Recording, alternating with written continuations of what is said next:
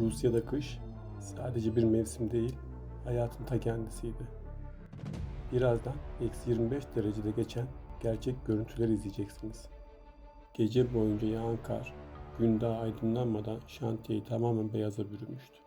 Buna rağmen mesai her zamanki gibi devam ediyordu. İlerleyen saatlerde güneş kendini gösterdiğinde manzara tamamen değişmişti. Hava açık görünüyordu ama sıcaklık -25 dereceydi. Buna rağmen vinçler durmadan çalışıyor, şantiyede üretim devam ediyordu. Gece vardiyasına giden işçiler sessizce yollarına devam ederken dev vinçlerde aynı tempoyla çalışmayı sürdürüyordu.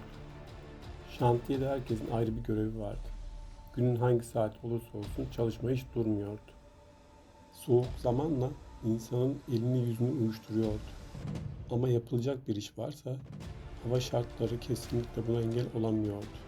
O gün çektiğim her kare bugün geriye dönüp baktığımda unutulmayacak bir hatıraya dönüştü.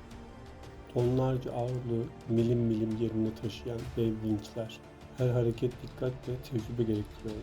İlk geldiğim günlerde burası bambaşka görünüyordu.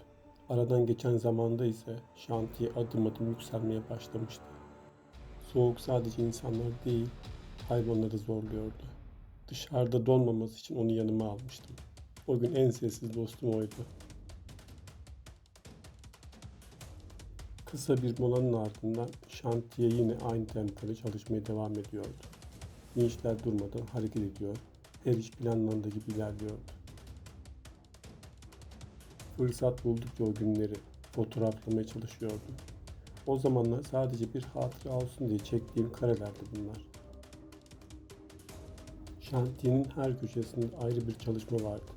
Gün ilerledikçe ortaya çıkan manzara daha da etkileyici oluyordu. Gece ya da gündüz fark etmiyordu. Şantiyede mesai hiç bitmiyordu.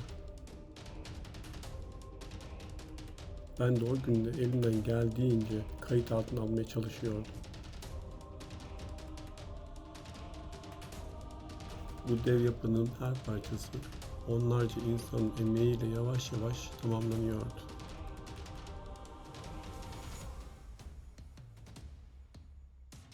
Her geçen gün yeni bir şey öğreniyordum. Bir yandan dondurucu soğuk, diğer yandan hiç durmadan çalışan dev makineler. Zamanla bu manzara günlük hayatın bir parçası haline gelmişti.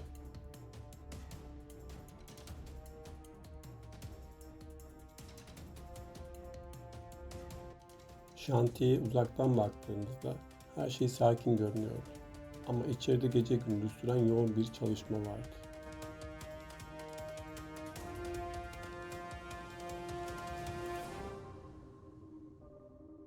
Kışın en sessiz anlarında bile şantiye yaşamaya devam ediyordu.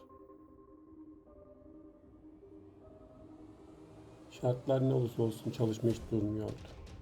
Her kaldırılan yük, her yapılan iş bu büyük yapının bitmesi için atılan bir adımdı.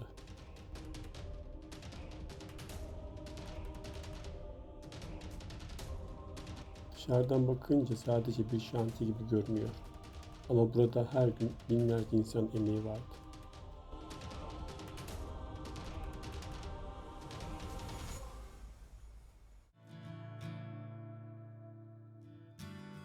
Carried it all.